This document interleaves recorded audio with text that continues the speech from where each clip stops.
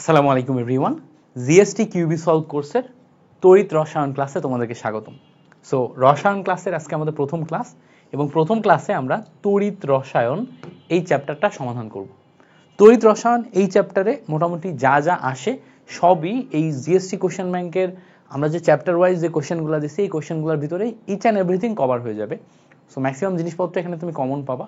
এছাড়াও তুমি যদি আরও এক্সট্রা জিনিসপত্র জানতে চাও, পড়তে চাও, তুমি যদি চাও যে তোমার প্রিপারেশনটা একদম 100-এ 100 করতে, তাহলে ইউটিউবে আমার তড়িৎ রসায়নের উপরে এক ক্লাসই যথেষ্ট সিরিজের একটা ক্লাস আছে, অলমোস্ট 2 ঘন্টার কাছাকাছি।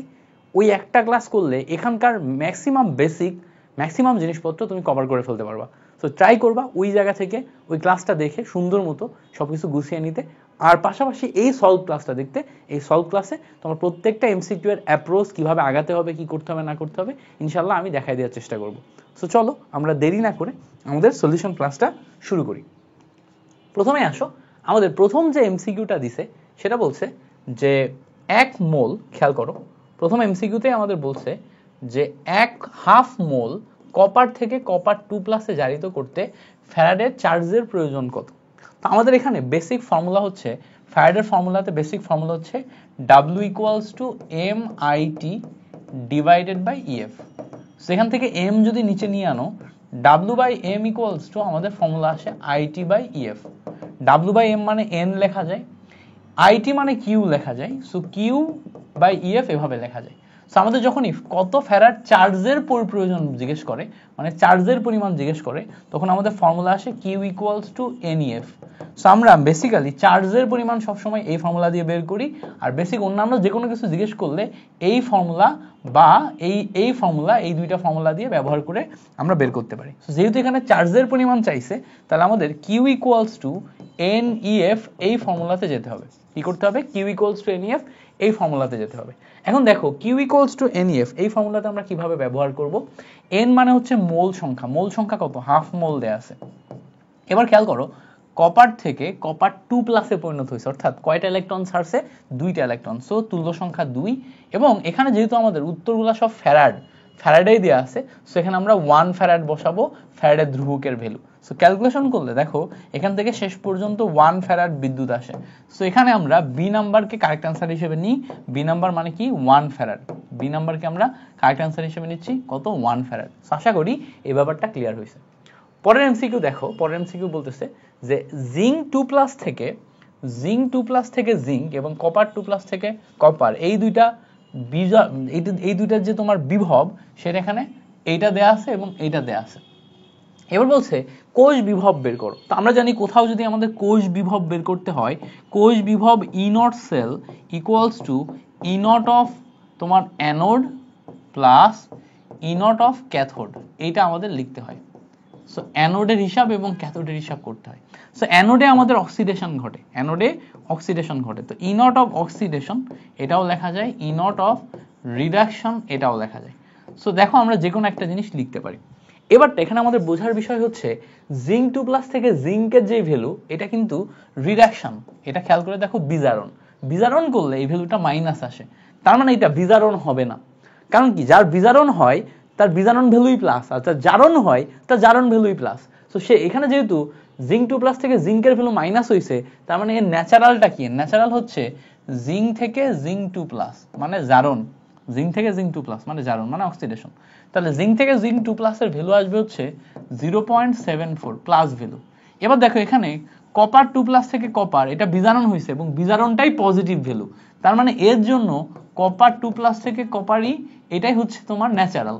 তাহলে 0.34 এটাই হচ্ছে আমার বিজারণ বিভব। তাহলে আমি এখানে জারণ বিভবের ভ্যালু পাচ্ছি E0, দেখো জিঙ্ক থেকে জিঙ্ক 2+ এই ভ্যালুটা, এবং বিজারণ বিভবের ভ্যালু পাচ্ছি E0 কপার 2+ থেকে কপার এটা। সো ক্যালকুলেশন করলে জিঙ্ক থেকে জিঙ্ক 2+ এর ভ্যালু 0.74 এটা আসে, আর কপার 2+ থেকে কপারের ভ্যালু 0.36 এটা আসে। ক্যালকুলেশন করলে 1.1 আসে, যেইটা হচ্ছে আমাদের এখানে কারেক্ট অ্যান্সার। 1.1 যেটা হচ্ছে আমাদের এখানে কারেক্ট অ্যান্সার। সো 1.1 বা 1.08 এর কাছাকাছি যে ভ্যালুটা, সি নাম্বারটা আসবে হচ্ছে আমাদের কারেক্ট অ্যান্সার। সো আশা করি এই ব্যাপারটা একদম ক্লিয়ারলি বুঝতে পারছো যে কোন টেকনিকটা ব্যবহার করে আমি এই এমসিকিউটা চিন্তা করে সামনে গেলাম। তো খেয়াল করবো কি আমি এখানে জারণ ঘটছে না বিজারণ ঘটছে, জারণের ভ্যালু যদি প্লাস হয় তাহলে জারণই হয়েছে, জারণের ভ্যালু যদি মাইনাস হয় তাহলে জারণ হয়নি বিজারণ হয়েছে।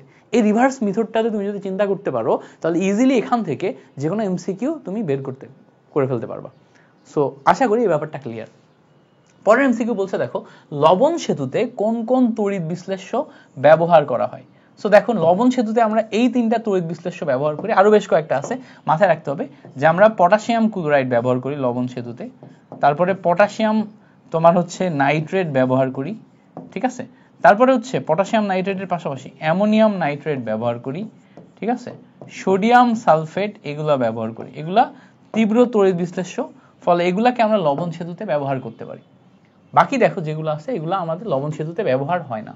সো এই জায়গাতে আমরা এ নাম্বারটাকে অপশন দাগায় ফেলতে পারি। ওকে, পরে আসো বলছে কোনটি পরিবেশ বান্ধব। সবসময় মাথায় রাখবা এটা যে হাইড্রোজেন ফুয়েল সেল যেটা আছে এটা হচ্ছে পরিবেশ বান্ধব। Hydrogen fuel cell, hydrogen fuel cell এইটা হচ্ছে আমাদের পরিবেশ বান্ধব সেল। হ্যাঁ, এটা হচ্ছে রিনিউয়েবল এনার্জি ক্রিয়েট করে, যেহেতু আমাদের পরিবেশ থেকে পানি থেকে আমরা এই সেলটা তৈরি করতে পারি, এটা হচ্ছে পরিবেশ বান্ধব সেল, এটা হচ্ছে রিনিউয়েবল এনার্জি ক্রিয়েট করে।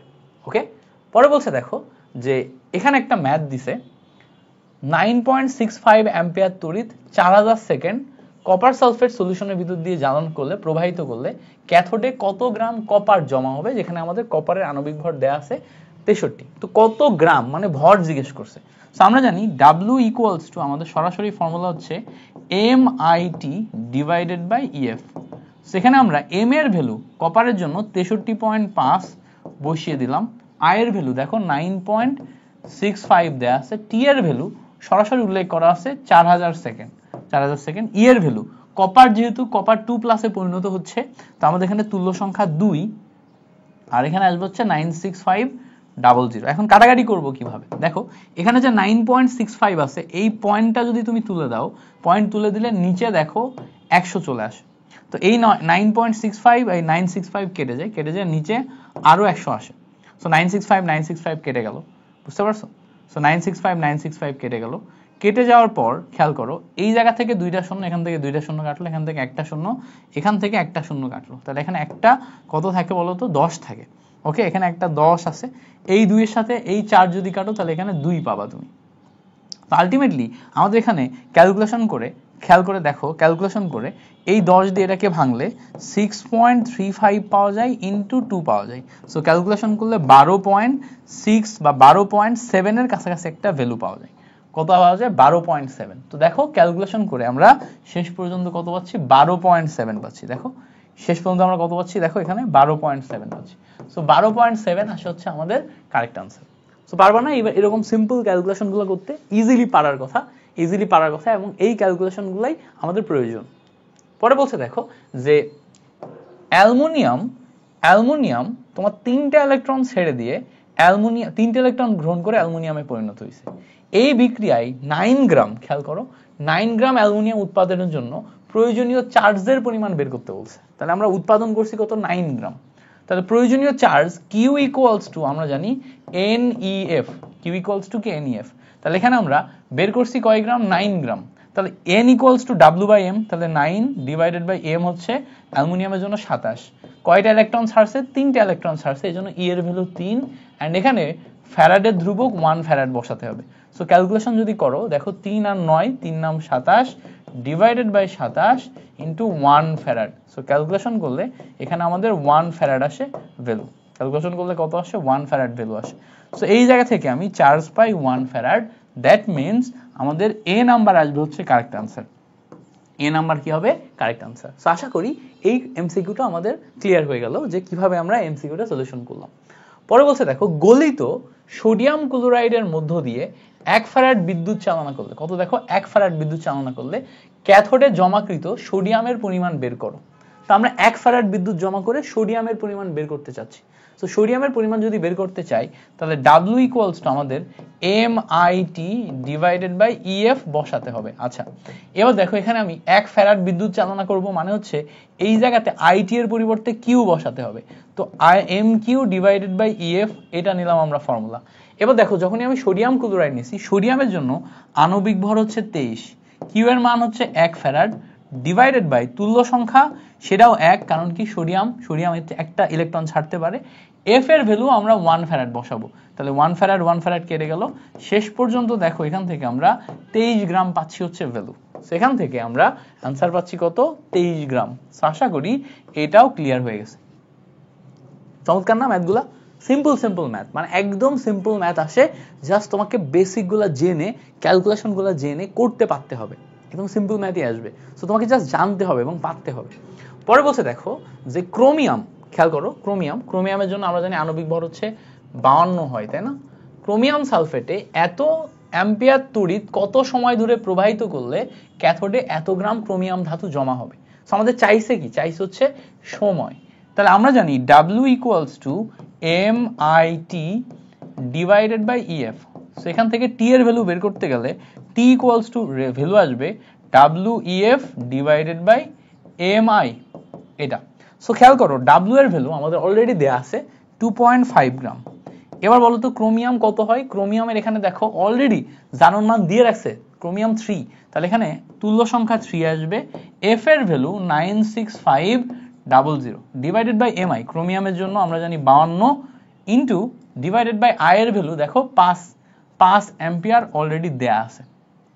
সো এই হচ্ছে আমাদের টোটাল মিলে ক্যালকুলেশন। এখন ক্যালকুলেশন যদি আমরা একটু দেখার চেষ্টা করি, 3 দিয়ে যদি 52 কাটি, তো 3 13 মূলত 39, তোমার 3 13 39, 3 13 39, 4 13 52, হ্যাঁ 3 13 39, 3 14 কত, 14 ইন্টু 3 কত আসে দেখো তো, 3 এ 4 12, 3 1 3 আর 1 5, 3 14 52 আসে, তো এখানে আসে হচ্ছে আমাদের 14। ওকে, 14 পাইলাম। এই জায়গাতে যদি পয়েন্ট তুলে দিই তাহলে নিচে একটা 10 হয়, তো এই 5 দিয়ে এই 5 কে কাটলে 5 5 25 আসে। এখান থেকে একটা শূন্য, এখান থেকে একটা শূন্য কেটে যায়।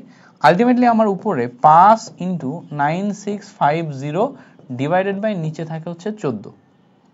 এবার আমাদের এখান থেকে আরো ক্যালকুলেশন করে ছোট করতে হবে। সো ক্যালকুলেশন করে ছোট করলে অবভিয়াসলি একটা বড় সংখ্যায় আসবে। সো প্রথমে আসবে হচ্ছে 5 ইন্টু 2 দিয়ে কাটাকাটি করলে 4 দুগানা 8, 8 দুগানা 16, তারপর হচ্ছে 2 দুগানা 4, তারপর 5 দুগানা 10, সো 4825 ডিভাইডেড বাই 7 দুগানা 14 আসবে। পরের লাইনে এবার আবার ক্যালকুলেশন করে ছোট করতে হবে, করলে ওই 2727 সেকেন্ড আসবে। হ্যাঁ 2727 সেকেন্ড এটা আসবে আরো একবার ক্যালকুলেশন করে। সো আরো একবার ক্যালকুলেশন করলে আমি এখান থেকে 2727 সেকেন্ড পাবো।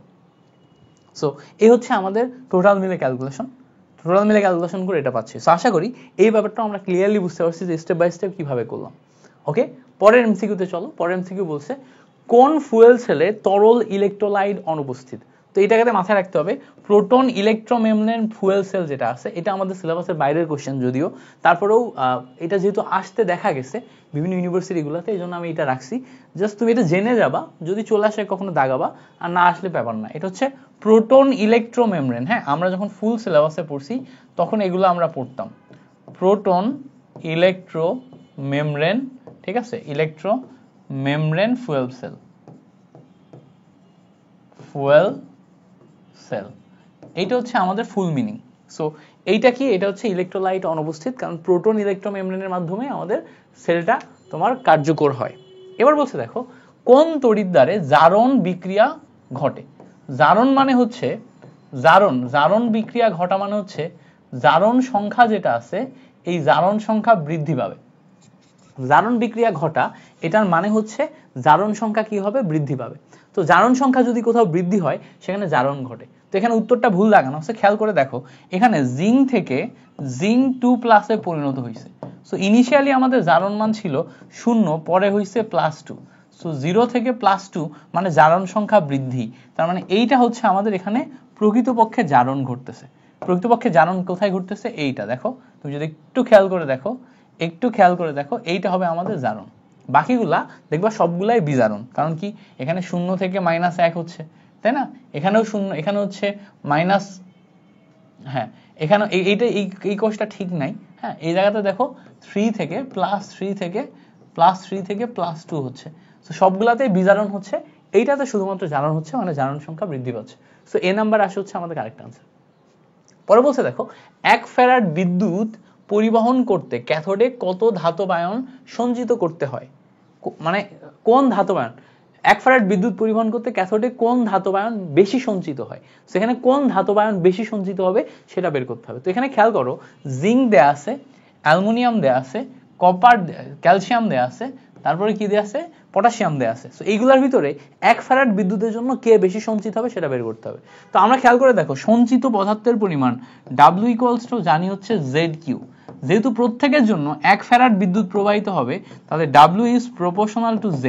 তাহলে Z এর ভ্যালু যার বেশি সে হচ্ছে আমার W এর পরিমাণ বেশি দিবে, কারণ Z এবং W প্রপোর্শনাল।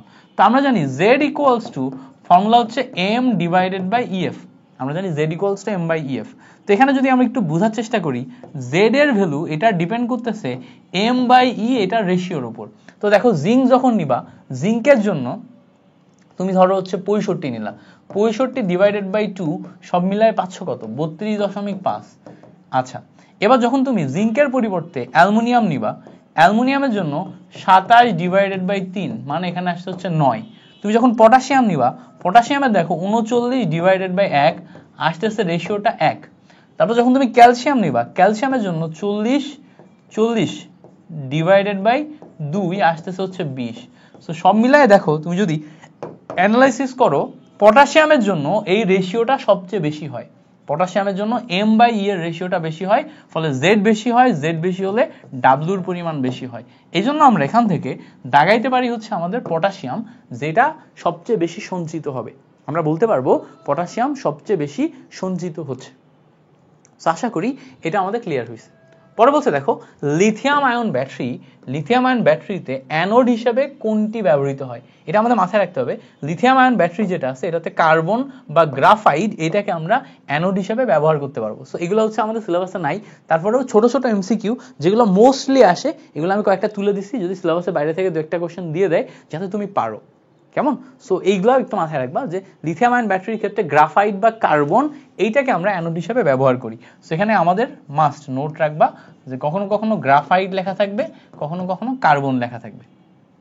পরে বলছে যে 5 অ্যাম্পিয়ার বিদ্যুৎ 10 মিনিট যাবত কপার সালফেট দ্রবণে প্রবাহিত করলে ক্যাথোডে কি পরিমাণ কপার জমা হবে। তো আমাদের ক্যাথোডে কি পরিমাণ কপার জমা হবে সেটা জিজ্ঞেস করছে। তো W = ফর্মুলা বসবে MIT/EF। তো দেখো, M এর ভ্যালু কপারের জন্য 63.5, I এর ভ্যালু খেয়াল করে দেখো 5 অ্যাম্পিয়ার, T এর ভ্যালু 10 মিনিট, প্রতি মিনিটে আবার 60 second. So 10 × 60 divided by copper যেহেতু 2টা ইলেকট্রন ছাড়ে, এজন্য তুল্য সংখ্যা 2, এবং আমরা এখানে 96500 বসাবো।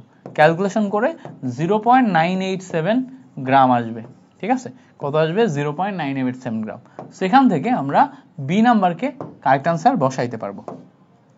আশা করি কেমনে করতেছি জিনিসটা বুঝতে পারছো। এটা অনেক আগের একটা কোশ্চেন, সো ভ্যালুগুলাকে মিলায় দেয়া নাই, যার কারণে তোমার জন্য সলভ করা একটু কঠিন লাগতে পারে, বাট ইটস করার মতো, বুঝতে পারছো? সমস্যা নাই, তুমি ট্রাই করলে করতে পারবা। পরে দেখো, এই যে MCQটা, এই MCQটাই অনেকেই সচরাচর কনফিউজড হয়ে যায় যে কেমনে হবে, সচরাচরই অনেকেই কনফিউজড হয়ে যায়। সো আমরা এই MCQটা একটু বোঝার চেষ্টা করি। প্রথমে বলছে যে সালফিউরিক অ্যাসিডের জলীয় দ্রবণ, মানে সালফিউরিক অ্যাসিডকে পানির ভিতরে দিয়ে এত অ্যাম্পিয়ার তড়িৎ এত ঘন্টা যাবত প্রবাহিত করা হলে কত গ্রাম পানি বিয়োজিত হবে। তো পানি বিয়োজনটা এখানে বের করতে বলছে, অর্থাৎ জলীয় দ্রবণ থেকে আমরা সালফিউরিক অ্যাসিডের উপস্থিতিতে বিয়োজন করব মেইনলি পানিকে। সো এই পানিকে যদি আমরা বিয়োজন করি, মানে পানিকে যদি ভাঙি, তাহলে 2টা hydrogen plus ion plus hydroxyl minus ion এটা পাওয়া যায়। ঠিক আছে, সো 2টা হাইড্রোজেন প্লাস আয়ন বা হাইড্রক্সিল মাইনাস আয়ন পাওয়া যায়। সো এই জায়গা থেকে আমরা যখন এই পানিকে বিয়োজন করতেছি, তখন তুল্য সংখ্যা হচ্ছে 2। তুল্য সংখ্যা কত? তুল্য সংখ্যা হচ্ছে 2। সেখান থেকে আমাদের কত গ্রাম পানি এইটা যদি জিজ্ঞেস করে, W = রেজাল্ট আসবে MIT/EF। তো খেয়াল করো, M এর ভ্যালু আণবিক ভর পানির জন্য কত আসবে? 18 গ্রাম। I এর ভ্যালু দেখো তড়িৎ 0.5 অ্যাম্পিয়ার ইন্টু T এর ভ্যালু দেখো সময় 6 ঘন্টা দেয়া আছে, প্রতি ঘন্টাতে আবার 3600 সেকেন্ড, ডিভাইডেড বাই EF তুল্য সংখ্যা এখানে 2 বসাবো, ইন্টু F হচ্ছে 96500। এই টোটাল মিলে তুমি এখন ক্যালকুলেশন করলে তুমি এখান থেকে পাবা হচ্ছে 1.008 গ্রাম। টোটাল মিলে ক্যালকুলেশন করো 1.008 গ্রাম পাবা। আই ক্যান গ্যারান্টি ইউ এটাই আসবে। সো এখান থেকে অনেক ধরনের ক্যালকুলেশন আছে, করা যায়, স্টেপ বাই স্টেপ মিলাইলেই মিলে যাবে। যেমন এটার সাথে এটা ক্যালকুলেশন করলে 3 × 6 আসে, এইটা হাফ, হাফের সাথে এটা ক্যালকুলেশন করলে 9 আসবে, ঠিক আছে। এবার তারপর তুমি এখান থেকে 2 শূন্য, এখান থেকে 2 শূন্য কেটে দিতে পারবা। এবার তুমি হচ্ছে যে এই 3 দিয়ে এটা ভাঙতে পারবা, 36 দিয়ে এটা ভাঙতে পারবা, বা এই টোটালটা গুণ করলে তুমি ওই কাছাকাছি এই ভ্যালুই পাবা। যেমন 9 into 3 into 36 divided by 965 calculation করলে ওভারঅল উপরে তোমার হচ্ছে 970 এর কাছাকাছি ভ্যালু যাবে, নিচে 965 এর কাছাকাছি ভ্যালু যাবে। আমি করে দেখছি, সো এখানে 1.008 এর কাছাকাছি ভ্যালু আসবে। সো এখান থেকে আমরা বি নাম্বারটাকে কারেক্ট আনসার হিসেবে দাগায় ফেলতে পারবো। সো আশা করি এই ব্যাপারটা আমাদের ক্লিয়ার হয়ে গেছে। এবার আসো পরে বলছে তুতে দ্রবণে 15 মিনিট ধরে 5 অ্যাম্পিয়ার বিদ্যুৎ প্রবাহ করলে কি পরিমাণ কপার জমা হবে। কি পরিমাণ কপার জমা হবে সেটা আবারও W ইকুয়ালস টু আমাদের ভ্যালু কি MIT ডিভাইডেড বাই EF, তাই না? MIT divided by EF। তো M এর ভ্যালু দেখো আমাদের এখানে কত বের করতে হবে। কপারের জন্য আমরা 63.5 দিব। I এর ভ্যালু দেখো 5 অ্যাম্পিয়ার, T এর ভ্যালু 15 মিনিট, প্রতি মিনিটে আবার 60 সেকেন্ড। ক্যালকুলেশন করো। কপার যেহেতু তাহলে এখানে দুইটা তড়িৎ এবং F হচ্ছে 96500। এই টোটালটা বসায় এখন ক্যালকুলেশন করলে তোমার বের হয়ে যাবে 1.48084 গ্রাম। এটাও আগের কোশ্চেন, যখন এখানে যে ভ্যালুগুলো দেয়া আছে এগুলোকে মিলাই দেয়া নেই, ম্যাক্সিমাম ক্ষেত্রে মিলাই দেয়া থাকবে যাতে তুমি অপশনের সাথে মিলাই নিতে পারো, ঠিক আছে। সো মিলাই দেয়া নেই মানে অনেক আগের কোশ্চেন এটা। পরে বলছে দেখো লবণ সেতুতে ব্যবহৃত হয় না কোনটা। তো আমরা জানি লবণ সেতুতে কি কি ব্যবহৃত হয়। পটাশিয়াম ক্লোরাইড ব্যবহৃত হয়, পটাশিয়াম নাইট্রেট ব্যবহৃত হয়, অ্যামোনিয়াম ক্লোরাইড, অ্যামোনিয়াম নাইট্রেট, ঠিক আছে, তারপরে সোডিয়াম সালফেট, এইগুলা আমাদের লবণ সেতুতে ব্যবহৃত হয়। সো এইগুলা লবণ সেতুতে ব্যবহৃত হয়। দেখো ammonium chloride, ammonium nitrate, potassium nitrate ব্যবহৃত হয়, ক্যালসিয়াম ক্লোরাইড ব্যবহৃত হয় না। তো এটা আমরা দাগাই ফেললাম হয় না। বলছে কোনটি সেমিকন্ডাক্টর হিসেবে ব্যবহৃত হয়। তো আমরা জানি সিলিকন, জার্মেনিয়াম, এই দুইটা হচ্ছে সেমিকন্ডাক্টর হিসেবে ব্যবহৃত হয়। তো এখানে দেখো জার্মেনিয়ামটা দেয়া আছে, সো জার্মেনিয়াম হচ্ছে আমাদের কারেক্ট আনসার। পরে বলছে লিথিয়াম আয়ন ব্যাটারিতে ক্যাথোড হিসেবে কোনটি ব্যবহৃত হয়। সবসময় মাথায় রাখবা লিথিয়াম আয়ন ব্যবহৃতে লিথিয়াম কোবাল্ট অক্সাইড, এইটাকে আমরা ক্যাথোড হিসেবে ব্যবহার করি। লিথিয়াম আয়ন ব্যাটারিতে lithium cobalt oxide. Lithium ion ব্যাটারিটা পড়াইতে পারলে খুব মজা লাগতো। লিথিয়াম আয়ন ব্যাটারিটা খুব জোস, মানে আমার ভালো লাগে আর কি পড়াইতে, মানে খুব মানে বুঝাইতেই ভালো লাগে। হ্যাঁ, চার্জিং ডিসচার্জিং এর ব্যাপারটা, রিয়াকশনগুলো মনে রাখার কিছু টেকনিক আছে। আমি সবসময় tips and tricks and technique follow করে মনে রাখার ট্রাই করি। ধরো গতানুগতিক মুখস্থ করতে বলবো না আমি তোমাকে, ম্যাক্সিমাম জিনিসই ওখান থেকে প্রশ্ন যে অংশগুলোতে আসে ওই অংশগুলোকে আমি বলবো যে এই টেকনিক, এই ট্রিক, এগুলো ফলো করে মনে রাখো। সো ওই জিনিসপত্রগুলো আমার পড়াইতেও খুব ভালো লাগে। তো লিথিয়াম আয়ন ব্যাটারি হচ্ছে এমন একটা জায়গা যে জায়গাটা পড়াইতে খুবই ভালো লাগে। বাট যেহেতু আমাদের সিলেবাসের বাইরের জিনিস, আমরা ডিটেলসটা পড়তেছি না, তুমি জাস্ট মাথায় রাখো যে লিথিয়াম আয়ন ব্যাটারির ক্ষেত্রে আমরা ক্যাথোডে লিথিয়াম কোবাল্ট অক্সাইড ব্যবহার করি, ঠিক আছে, লিথিয়াম কোবাল্ট অক্সাইড ব্যবহার করি। এবার বলছে দেখো যে লেড স্টোরেজ ব্যাটারির ক্ষেত্রে কোনটি বিজারিত হয়। এটাও মাথায় রাখবা। লেড স্টোরেজ ব্যাটারি যেহেতু বলছে তাহলে এখানে লেড সালফেট অবশ্যই বিজারিত হবে। কে বিজারিত হবে? Lead sulphate. সো এটাও মাথায় রাখবা। ওকে, পরে বলছে দেখো কোনটি ফুয়েল সেল নয়।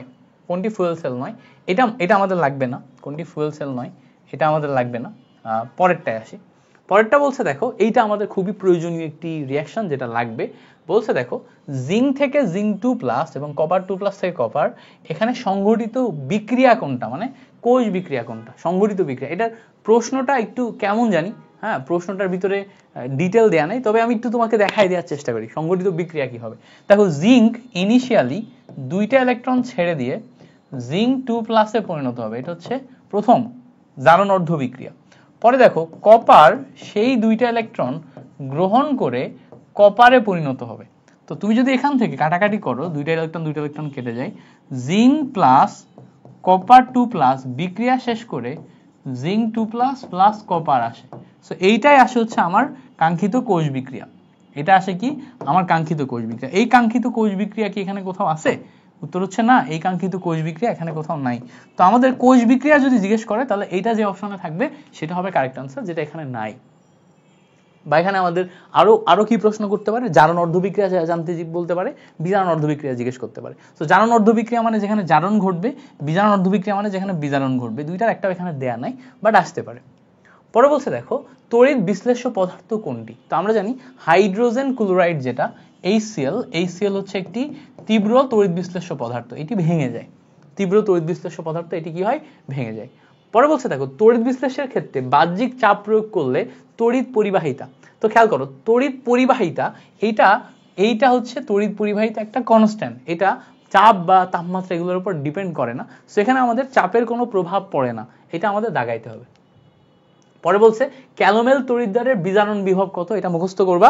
ক্যালোমেল তড়িৎদ্বারের বিজারণ বিভব হচ্ছে 0.79 ইলেকট্রন ভোল্ট, এটা মুখস্থ করবা যে ক্যালোমেল তড়িৎদ্বারে আমাদের এত আসবে। তো ক্যালোমেল তড়িৎদ্বার তো বুঝো Hg2Cl2, এইটা মিলে যে তড়িৎদ্বারটা তৈরি করে এটা হচ্ছে আমাদের ক্যালোমেল তড়িৎদ্বার, ঠিক আছে, Hg2Cl2 পারদ ক্লোরাইড। সো ক্যালোমেল তড়িৎদ্বারটা মাথায় রাখো। পরে বলছে দেখো কপার সালফেট দ্রবণে 25 মিনিট এত অ্যাম্পিয়ার বিদ্যুৎ চালনা করলে ক্যাথোডে সঞ্চিত কপারের পরিমাণ বের করো। সো ক্যাথোডে কি পরিমাণ কপার সঞ্চিত হবে সেটার পরিমাণ যদি বের করতে হয় তাহলে ওই আগের মতোই W = MIT divided by EF এই ফর্মুলা ব্যবহার করতে হবে।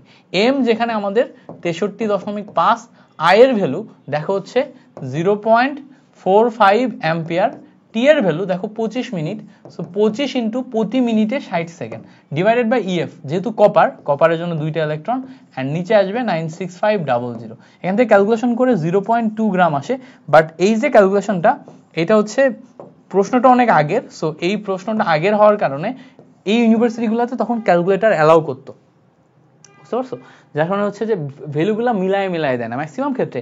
এখনকার যে কোশ্চেনগুলো আছে সেগুলোর ক্ষেত্রে দেখবা ভ্যালুগুলো মিলায় দিতেছে যাতে তুমি ইজিলি ক্যালকুলেটটা করতে পারো।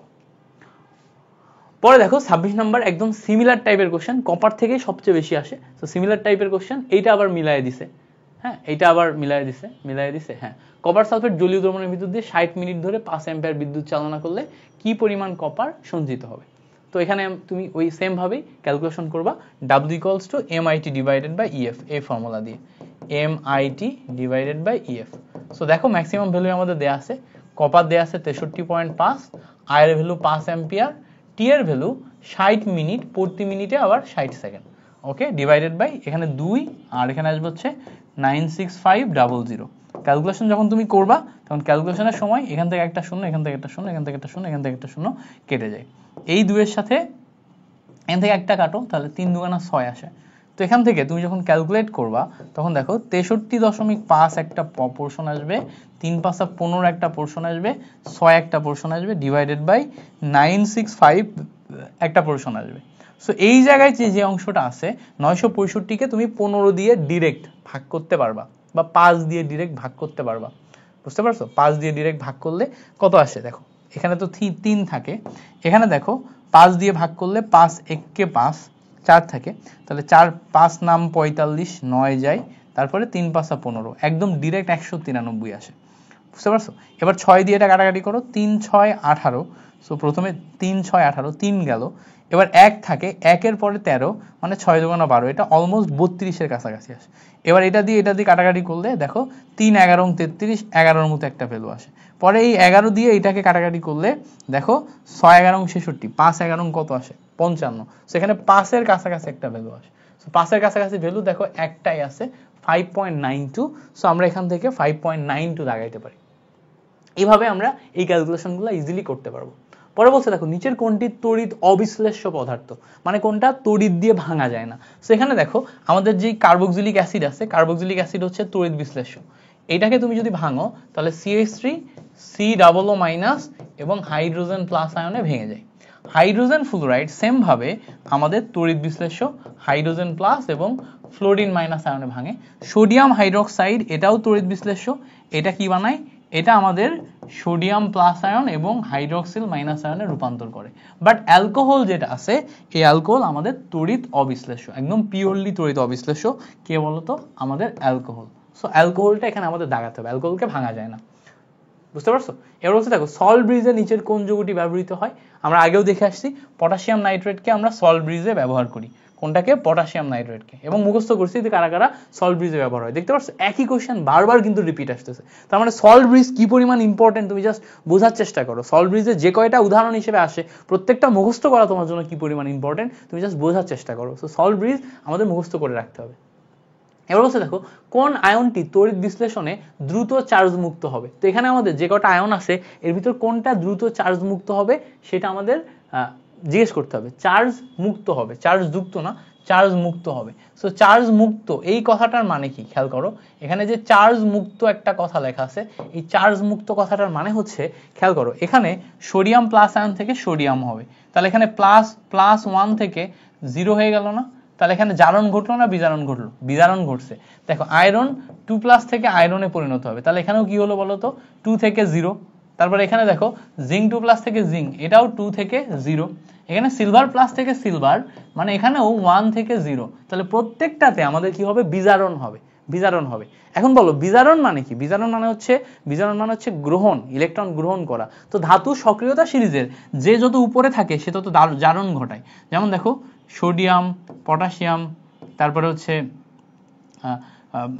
লিথিয়াম, সোডিয়াম, পটাশিয়াম, ক্যালসিয়াম, এভাবে নিচের দিকে যত যাই একদম সবার নিচে সিলভার থাকে। তো খেয়াল করো, যে যত উপরে তার তত জারণ ঘটে, আর যে যত নিচে তার তত বিজারণ ঘটে। তো এই যে কয়টা এখানে ধাতু আছে, সোডিয়াম, আয়রন, জিঙ্ক, এগুলোর ভিতর সবার নিচে আছে হচ্ছে সিলভার। সিলভার নিচে থাকার কারণে সিলভারের কি হবে বলতো? বিজারণ ঘটবে। সো সিলভারে যেহেতু বিজারণ ঘটবে, তার মানে এ সবচেয়ে দ্রুত চার্জ মুক্ত হবে, কারণ ও বিজারণ ঘটাচ্ছে। ও কি ঘটাচ্ছে? বিজারণ ঘটাচ্ছে। তো এখানে আমাদের কারেক্ট আনসার আসবে হচ্ছে সিলভার প্লাস। সো আশা করি এটার ব্যাখ্যাটা বুঝতে পারছো কিভাবে আমরা করলাম। পরে দেখো 15 এমসিকিউ বলছে PQRS, এখানে আমাদের 4টা যৌগ আছে, এই 4টা ধাতু সমূহের মধ্যে প্রমাণ বিজারণ বিভব, খেয়াল করো প্রমাণ বিজারণ বিভব দেয়া আছে, এগুলো হচ্ছে প্রমাণ বিজারণ বিভব। এদের কোনটি অধিক সবল বিজারক? বিজারক মানে কি? জারক মানে গ্রহণ করে, বিজারক মানে কি বলতো? ত্যাগ করে। আর যে ত্যাগ করে তার কি ঘটে বলতো? তার হচ্ছে জারণ ঘটে, জারণ সংখ্যা বৃদ্ধি পায়। তো জারণ যদি ঘটে তাহলে আমাদের বিভব দেখতে হবে জারণ বিভব। এখানে দেয়া আছে কি? এখানে দেয়া আছে হচ্ছে বিজারণ বিভব। তো এই বিজারণ বিভবকে তুমি যদি জারণ বিভবে কনভার্ট করতে চাও, তাহলে পি এর জন্য জারণ বিভব দেখো আসবে, উল্টায় দিবা, উল্টায় দিলে +3 আসবে পি এর জন্য জারণ বিভব। কিউ এর জন্য জারণ বিভব আসবে হচ্ছে +1.6, তারপর আর এর জন্য জারণ বিভব আসবে হচ্ছে -0.4, উল্টায় যাবে। তারপরে এস এর জন্য জারণ বিভব আসবে -0.8। তাহলে তুমি যদি এখন জারণ বিভবের ক্রম হিসাব করো, তাহলে পি আসবে সবচেয়ে বেশি, তারপর আসবে কিউ, তারপর আসবে হচ্ছে আর, তারপর আসবে এস। তাহলে জারণ বিভবের ক্রমের দিক দিয়ে পি সবচেয়ে বেশি। তাহলে কোনটি বিজারক সবচেয়ে বেশি? যা জারণ বিভব বেশি। জারণ বিভব কার বেশি? পি এর বেশি। সো এখান থেকে আমরা পি কে পাবো হচ্ছে কারেক্ট আনসার। এখান থেকে আমরা কাকে পাবো? পি কে পাবো হচ্ছে কারেক্ট আনসার। সো এই পিটা আমাদের এখানে কারেক্ট আনসার হিসেবে আসতেছে, পিটা কারেক্ট আনসার হিসেবে আসতেছে। তো আশা করি এই ব্যাপারটা ক্লিয়ার। এবার বলছে দেখো হাইড্রোজেন ফুয়েল সেলে অ্যানোড ও ক্যাথোড হিসেবে কোনটি ব্যবহৃত হয়? মুখস্থ করবা গ্রাফাইট বা কার্বন। আমি আগেও দেখে আসছি গ্রাফাইট বা কার্বন হাইড্রোজেন ফুয়েল সেলে আমাদের কি হিসেবে ব্যবহার হয়? অ্যানোড ক্যাথোড উভয় হিসেবে ব্যবহার হয়। পরে বলছে যে 1 অ্যাম্পিয়ার বিদ্যুৎ, খেয়াল করো 1 অ্যাম্পিয়ার বিদ্যুৎ 30 সেকেন্ড ধরে তুতে মানে কপার সালফেট দ্রবণ, একই জিনিস বারবার আসতেছে দেখছো, দ্রবণ দিয়ে প্রবাহিত করলে কত গ্রাম কপার সঞ্চিত হবে? এই সেম জিনিস আমরা একটু আগে করে আসছি। হ্যাঁ, একটু আগে করে আসছি 1 অ্যাম্পিয়ার বিদ্যুৎ দিয়ে। তো আমরা W = MIT/EF ওই ফর্মুলা দিয়ে ক্যালকুলেশন করলে আমরা এটা বের করতে পারবো। পরে বলছে দেখো তড়িৎ বিশ্লেষণের সময় 2 মোল সিলভার প্লাস আয়নকে বিজারিত করতে কি পরিমাণ চার্জ প্রয়োজন? সো চার্জের পরিমাণ Q = আমরা জানি NEF। সেখানে সিলভারের কয় মোল? 2 মোল, 2 মোল নিলাম। সিলভার প্লাস আয়ন মানে কি? তুল্য সংখ্যা 1 ইনটু 1 ফ্যারাড বসাতে হবে। ক্যালকুলেশন করলে এখান থেকে 2 ফ্যারাড আমরা অ্যানসার পাবো। সো 2 ফ্যারাড অ্যানসার পেলে আমরা বি নাম্বারকে কারেক্ট অ্যানসার হিসেবে দাগায় ফেললাম। ক্লিয়ার হয়েছে? একদম হুবহুব এমসিকিউ গুলো আসে, সো আমাদের ভালো করে মাথায় রাখতে হবে। ওকে, পরে আসো। পরে বলছে দেখো ড্যানিয়েল কোষের তড়িৎ চালক বল কত? একদম মাথায় রাখবা, ড্যানিয়েল কোষে আমাদের হচ্ছে জিঙ্ক থাকে এবং কপার থাকে। জিঙ্ক থেকে জিঙ্ক 2+, এটা আসে হচ্ছে 0.76, আর কপার 2+ থেকে কপার এটা আসে 0.34। দুইটা মিলে ক্যালকুলেশন করলে 1.1 ভোল্ট। এইটা আসে হচ্ছে ড্যানিয়েল কোষ, একদম হুবহুব বইতে আছে। এই জন্য এইটাই আমাদের বারবার এমসিকিউতে দিয়ে দেয়, এই যে এমসিকিউটা মুখস্থ করবা ড্যানিয়েল কোষের জন্য। পারবা না? অবশ্যই পারতে হবে। ওকে, পরে দেখো, পরে বলছে গলিত ক্যালসিয়াম ক্লোরাইড থেকে তড়িৎ বিশ্লেষণ করে 20 গ্রাম ক্যালসিয়াম ধাতু নিষ্কাশন করতে কত ফ্যারাড বিদ্যুৎ লাগবে? কত ফ্যারাড বিদ্যুৎ লাগবে? দেখো এখানে আমাদের বের করে আমরা 2 ফ্যারাড বিদ্যুৎ পাবো। 2 ফ্যারাড পাবো, এটা আমরা হিসাব করে দেখি কত ফ্যারাড বিদ্যুৎ লাগবে। সো Q = আমাদের ফর্মুলা আসছে NEF। সো N এর ভ্যালু W/M, সো W/M ক্যালসিয়ামের জন্য উপরে দেখো 20, নিচে দেখো 40, ক্যালসিয়াম 20 40। ক্যালসিয়ামের জন্য তুল্য সংখ্যা 2 ইনটু এখানে আমরা 1 ফ্যারাড বসালাম। সো এটার সাথে এটা ক্যালকুলেশন করলে 2 আসে, 2 2 কেটে যায়, অ্যান্সার আসে 1 ফ্যারাড। তার মানে এখানে ভুল আছে অ্যান্সার। সেখান থেকে আমরা 1 ফ্যারাড দাগাবো। হ্যাঁ, রাইট অ্যান্সার কোনটা আসবে? 1 ফ্যারাড, এটা না, 1 ফ্যারাড আসবে হচ্ছে রাইট অ্যান্সার। ওকে, সেই পর্যন্ত ক্লিয়ার হয়েছে। পরে দেখো, পরের এমসিকিউ বলছে যে গলিত ক্যালসিয়াম ক্লোরাইডের 60 গ্রাম ক্যালসিয়াম জমা করতে 5 অ্যাম্পিয়ার বিদ্যুতের কত সময় লাগবে। তো আমাদের এখানে কত সময় লাগবে সেটা বের করতে বলছে। সো এখানে আমরা কত সময় লাগবে কিভাবে বের করব? W ইকুয়ালস টু আমাদের ফর্মুলা হচ্ছে MIT/EF। দূর, কাজ করে না কেন? ফর্মুলা হচ্ছে W equals to MIT divided by EF। সেখান থেকে T যখন বের করব উপরে যাবে WEF ডিভাইডেড বাই MI। তো ক্যালকুলেশন করো, W এর ভ্যালু কত গ্রাম? 60 গ্রাম। E এর ভ্যালু ক্যালসিয়াম 2+ মানে এখানে 2।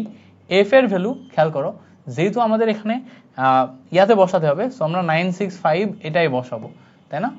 যেহেতু আমরা এখানে সময় বের করতেছি কত ঘন্টা, ঘন্টাতে, সো 965 এটাই বসাবো। ওকে, এবার দেখো M এর ভ্যালু আমরা এখানে বসাচ্ছি ক্যালসিয়ামের জন্য 20 40 ইনটু I এর ভ্যালু দেখো আমাদের 5 অ্যাম্পিয়ার দেয়া আছে। এখন এটাকে ক্যালকুলেশন করলে আমরা তো সেকেন্ডে পাবো, বাট এই সেকেন্ডে ক্যালকুলেশন করলে তো হবে না, আমাদের যাইতে হবে ঘন্টায়। তো ঘন্টা মানে হচ্ছে 3600 দিয়ে ভাগ করতে হবে, তাহলে আমি রেজাল্ট পাবো ঘন্টায়। তাহলে এখানে 2টা শূন্য কাটলো, এখানে 2টা শূন্য কাটলো। এবার এখান থেকে ক্যালকুলেশন করতে হবে। ক্যালকুলেশন কিভাবে করবা?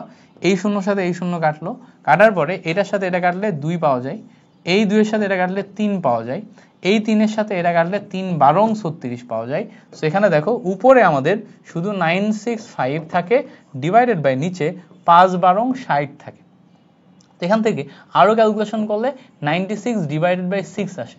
সো 96 ডিভাইডেড বাই 6 এ ক্যালকুলেশন করো, তো 6 16 96 এরকম একটা ভ্যালু আসে। সেখান থেকে আমরা 16 পাই হচ্ছে কারেক্ট আনসার।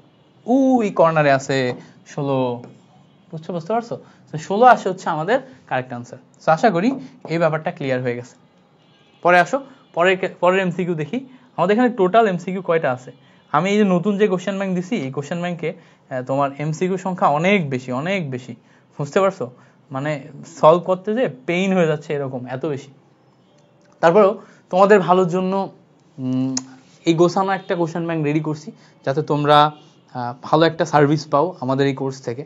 তোমাদের 650 টাকা অর্থিত মনে হয় যে ভাইয়া যেই পরিমাণ পরিশ্রম দিছে এবং আমাদের যা যা শেখাইছে এটা অর্থিত। সো এটাই হচ্ছে তোমাদের থেকে একমাত্র চাওয়া। এবার আসো, বলছে লোহাকে মরিচা ধরার হাত থেকে রক্ষার জন্য কোন ধাতুর প্রলেপ দিতে হয়? এটা মাথায় রাখতে হবে সব সময়, যে জিঙ্ক ধাতুর প্রলেপ দিতে হয় লোহার উপর, যাতে মরিচা না ধরে। এটা মুখস্থ করবা, জিঙ্ক। হ্যাঁ, এটা মুখস্থ করবা। এটার বিস্তারিত ব্যাখ্যা আছে, বাট আমাদের অত ব্যাখ্যা লাগবে না এমসিকিউ এর জন্য, জাস্ট মুখস্থ করলেই হচ্ছে। পরে বলছে দেখো ড্রাই সেলে ব্যবহৃত তড়িৎ বিশ্লেষ্য কোনটা? তো ড্রাই সেলে আমরা zinc chloride, sulphuric acid, ammonium chloride সবগুলাই ব্যবহার করি। তাহলে এই সবগুলা আমাদের কি করতে হবে? মুখস্থ করতে হবে। এই সব কয়টা আমরা কি করব? মুখস্থ করব। পরে বলছে যে 2 অ্যাম্পিয়ার তড়িৎ প্রবাহ 30 মিনিট ধরে সিলভার নাইট্রেট দ্রবণের ভিতরে 4 সিলভার মুক্ত করলে সিলভারের তড়িৎ রাসায়নিক তুল্যাঙ্ক কত? বা তড়িৎ রাসায়নিক তুল্যাঙ্ক বের করার জন্য সিলভারের জাস্ট এইটুকুই যথেষ্ট। সেটা কি বলতো? Z ইকুয়ালস টু, সিলভারের জন্য Z ইকুয়ালস টু আমাদের M/EF যেই ফর্মুলাটা আছে এটাই যথেষ্ট। সো M/EF করলে সিলভারের জন্য যে আণবিক ভর সেটা আমরা বসাবো ডিভাইডেড বাই সিলভারের 1 ইন্টু 96500। তো এইটা বসায় আমরা সিলভারের তড়িৎ রাসায়নিক তুল্যাঙ্ক পাই কত? এই যে এইটা, তাই না?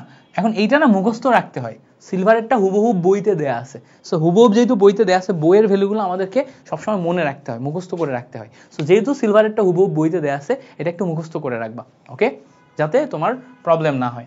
এবার বলছে দেখো ক্রোমিয়াম 3 সালফেট এত অ্যাম্পিয়ার বিদ্যুৎ কত সময় ধরে প্রবাহিত করলে 1 গ্রাম ক্রোমিয়াম সঞ্চিত হবে? সো আমাদের সময়টা জিজ্ঞেস করছে। তো সময় জিজ্ঞেস করলে আমরা সেম ওই টাইমের যে ফর্মুলা সেটা দিয়ে করব। আমরা এখান থেকেই টাইমের formula WEF divided by MI যেটা করছিলাম সেটা। W এর ভ্যালু দেখো এখানে অলরেডি দেয়া আছে 1 গ্রাম, তাই না? E এর ভ্যালু, ক্রোমিয়াম যেহেতু এখানে আমাদের 3টা ইলেকট্রন ছাড়ে, যোজনী 3, এজন্য 3 হবে। F হচ্ছে 96500, M কত? ক্রোমিয়াম হচ্ছে 52, I এর ভ্যালু দেখো অলরেডি 0.36 অ্যাম্পিয়ার দেয়া আছে। সো এই টোটাল মিলে ক্যালকুলেশন করে শেষ পর্যন্ত 4 ঘন্টা 17 মিনিট এত আসবে। হ্যাঁ, 4 ঘন্টা 17 মিনিট, এগুলো অনেক আগের কোশ্চেন, যার কারণে ভ্যালুগুলা উল্টাপাল্টা দেয়া।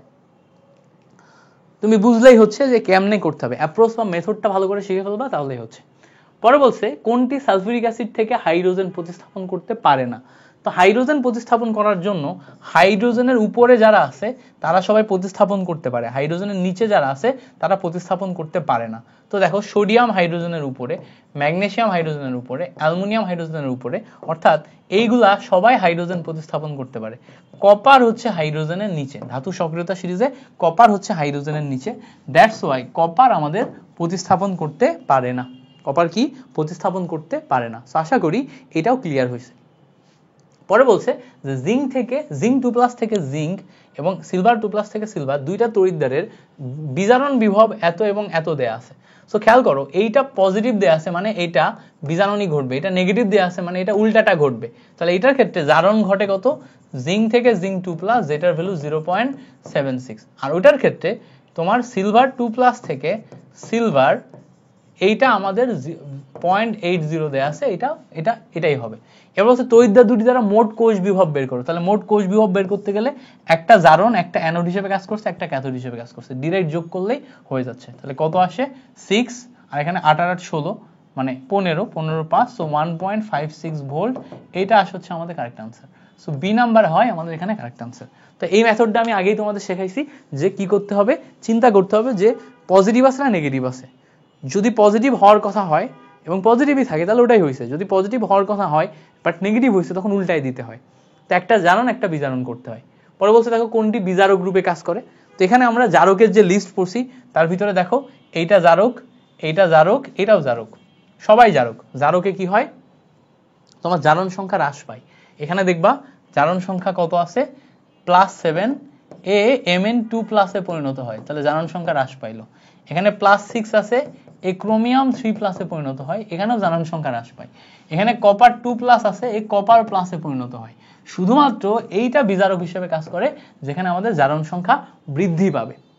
তো দেখো বাকি তিনটাই আমাদের বিজারক, বাকি তিনটাই আমাদের জারক, ওই একটা হচ্ছে বিজারক। ওকে, কোনটি মৃদু ইলেকট্রোলাইট, এটা মাথায় রাখতে হবে, এটা সবচেয়ে কম বিশ্লেষিত হয়, এজন্য অ্যামোনিয়াম হাইড্রোক্সাইড মৃদু ইলেকট্রোলাইট হিসেবে কাজ করে। মুখস্থ। পরে বলছে দেখো তড়িৎ বিশ্লেষণ কোষে কোনটি অ্যানোড, কোন অ্যানোড কি হয়। তো তড়িৎ বিশ্লেষণ কোষে অ্যানোড হচ্ছে ধনাত্মক হয়, এটা মুখস্থ করবা। হ্যাঁ, তড়িৎ বিশ্লেষণ কোষে অ্যানোড ধনাত্মক হয়। Okay, thank you so much for watching this class. আশা করি টোটাল ক্লাসটা তোমার জন্য হেল্পফুল ছিল। ইনশাল্লাহ তোমার সাথে পরবর্তী ক্লাসে আবার দেখা হচ্ছে। ততক্ষণ পর্যন্ত ভালো থাকো, সুস্থ থাকো, মিল্টন ভাইয়ের জন্য দোয়া করো। আল্লাহ হাফেজ, আসসালামু আলাইকুম।